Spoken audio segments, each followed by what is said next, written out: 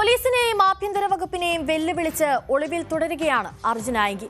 മുൻപ് പലതവണ ഈ പേര് കേരളം കേട്ടിട്ടുണ്ട്.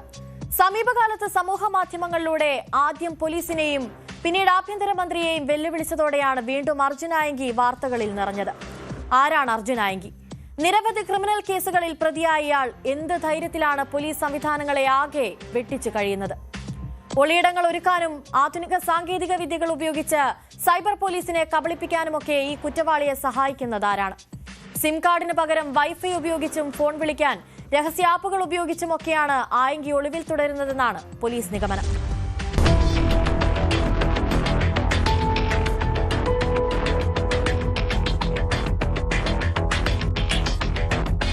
കണ്ണൂർ അഴീക്കോട് കപ്പക്കടവ് സ്വദേശിയാണ് അർജുൻ ആയങ്കി.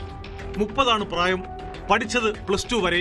ബാലസംഘത്തിലും SFIയിലും പ്രവർത്തിച്ച അർജുൻ DYFI യൂണിറ്റ് സെക്രട്ടറിയായാണ് രാഷ്ട്രീയ പ്രവർത്തനത്തിൽ സജീവമായത്.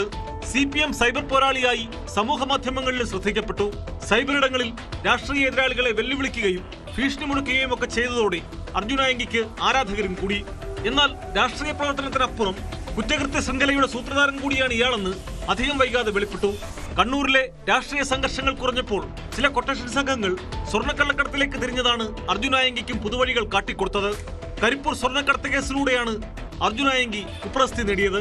വിദേശത്ത് നിന്ന് കടത്തിക്കൊണ്ടുവരുന്ന സ്വർണം വഴിയിൽ വെച്ച് തട്ടിയെടുക്കുന്ന സംഘങ്ങളിലെ പ്രധാനിയായിരുന്നു ഇയാൾ. ക്രിമിനൽ പശ്ചാത്തലം പുറത്തു വന്നതോടെ പാർട്ടി പുറത്താക്കിയെങ്കിലും പിന്നെയും സൈബർ ലോകത്ത് പാർട്ടിയെ പ്രതിരോധിക്കാൻ ആയങ്കി ഉണ്ടായിരുന്നു.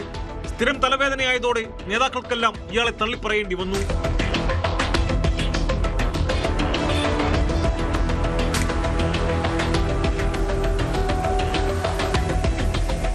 2021 രാമനാട്ടുകരയിൽ 5 പേർ മരിച്ച അപകടം സ്വർണ്ണക്കടത്ത് സംഘവും സ്വർണം പൊട്ടിക്കൽ സംഘവും തമ്മിലുള്ള ചേസിംഗിനിടെയായിരുന്നു. കരിപ്പൂർ വിമാനത്താവളം വഴി കടത്തിക്കൊണ്ടുവന്ന സ്വർണം തട്ടാനെത്തിയ സംഘത്തിലായിരുന്നു അർജുൻ ആയങ്കി. കണ്ണൂർ പെരിങ്ങോത്തെ പാർട്ടി ഗ്രാമത്തിൽ ഒളിവിൽ കഴിയുമ്പോഴാണ് ഈ കേസിൽ അർജുനെ അറസ്റ്റ് ചെയ്തത്. പിന്നീട് ജാമ്യത്തിലിറങ്ങി. വിദേശത്ത് നിന്ന് കാരിയർമാരെ ഉപയോഗിച്ച് നാട്ടിലേക്ക് സ്വർണം കടത്തൽ, മറ്റു കള്ളക്കടത്തുകാരുടെ സ്വർണം മോഷ്ടിക്കൽ, സ്വർണം നഷ്ടപ്പെട്ടവരുമായി വിലപേശൽ തുടങ്ങിയവയാണ് അർജുന്റെ സ്ഥിരം രീതികളെന്നായിരുന്നു കേസ് അന്വേഷിച്ച കസ്റ്റംസിന്റെ കണ്ടെത്തൽ. 2021 പിടിയിലാകും വരെ 6 കോടിയുടെ സ്വർണം തട്ടിയെടുത്തെന്നാണ് നിഗമനം.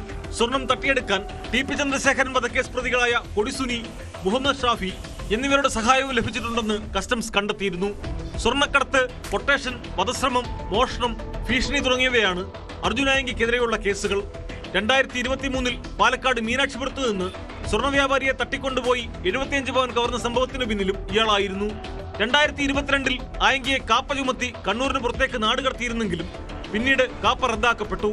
കോതമംഗലം CIയെ ഭീഷണിപ്പെടുത്തിയ കേസും തുടർന്നുള്ള സംഭവങ്ങളുമാണ് അർജുൻ ആയങ്കി വീണ്ടും വാർത്തകളിൽ നിറയാൻ കാരണമായത്.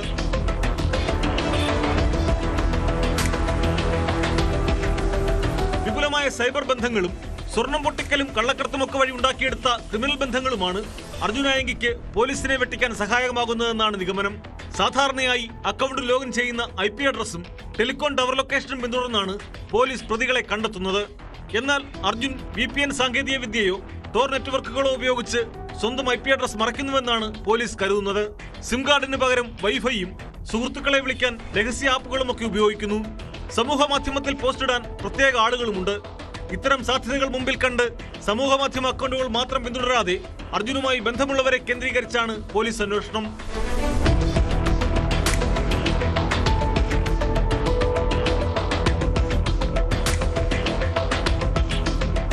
News desk, news 18.